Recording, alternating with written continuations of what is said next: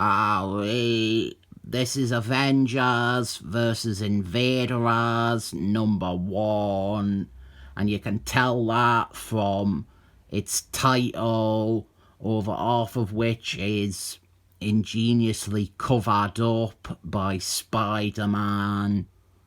Great move for a first issue, guys. This is one of those series that your favourite artist, Alec Rose, he drew a couple of sketches about, and then another writer wrote a comic around those sketches, and another artist drew every bit of art in the actual comic. But Alec Rose receives top credit.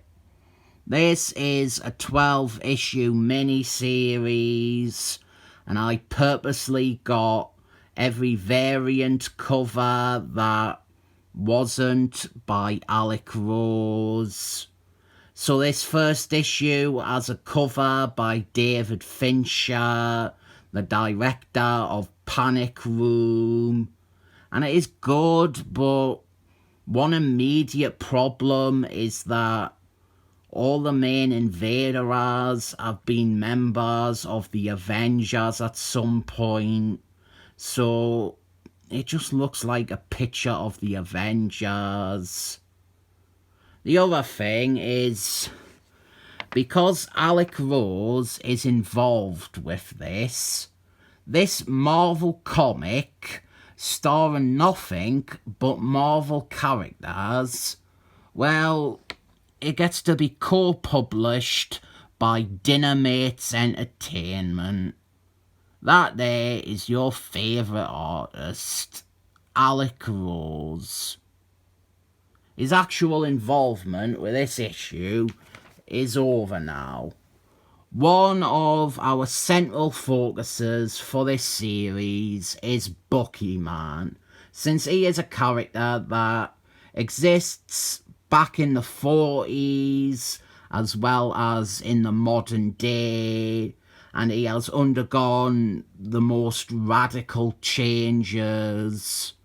We are currently seeing, back in World War II, here are the Invaders. The idea we have is bringing these World War II characters forward in time, and that can work, but I think the problem that you encounter is, by this point, all these characters have counterparts who are still around, so it's redundant. If this was a team of characters like the Justice Society of Superheroes, it would work. If this was a team of individuals who were not around anymore. Our Invaders are Captain America, the best superhero in all the world of all time ever. Seaman, before he discovered black air dye. The original Human Fire. Fire Spit, and then on the next page we have Jack Staff and Human Fire sidekick Tonto, and obviously Bucky Man, who we have already been introduced to. Since Alec Rose is involved by way of sketching things that he likes, and that is the genesis of this entire series and story, Jack Staff and Fire Spit, they quickly get benched and forgotten about to instead focus on the main five. In fact, here, Jack Staff, he gets shot straight away, and then Fire Spit, the only woman on the team, she becomes his crying bedside nurse.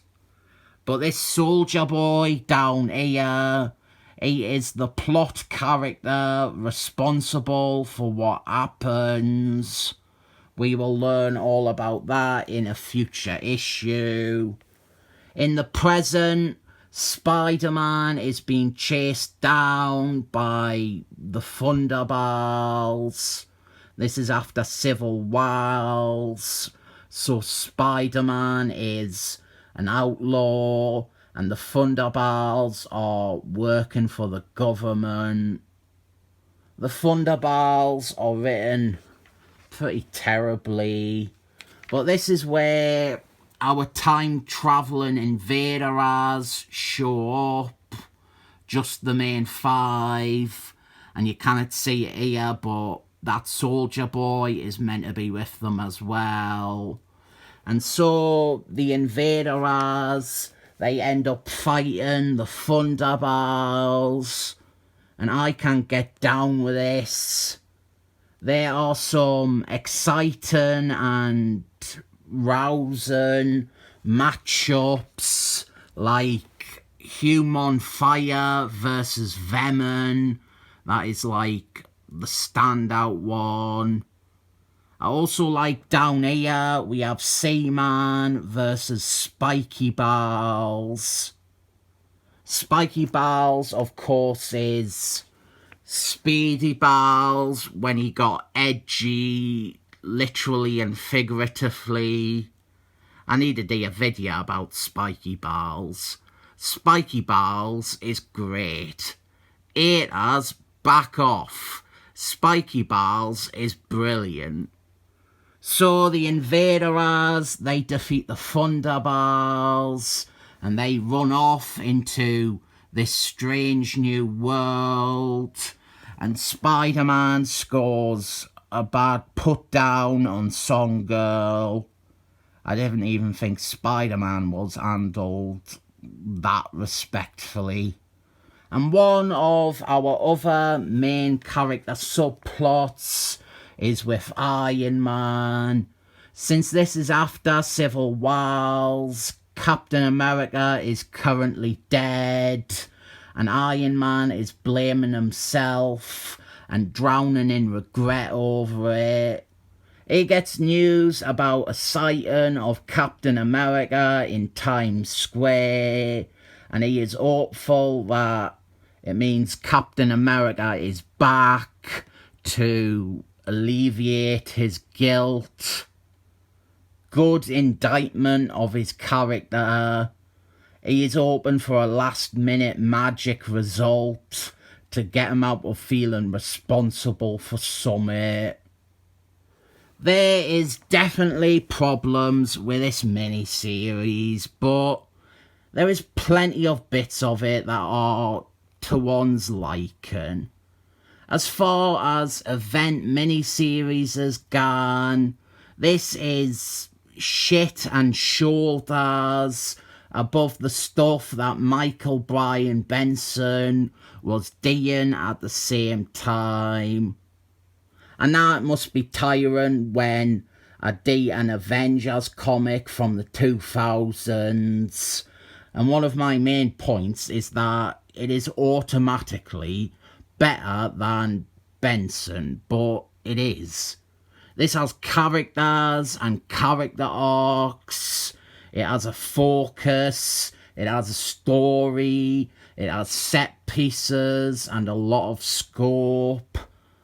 Benson's events are just a bunch of bits stapled together. Bits that are mostly of poor quality.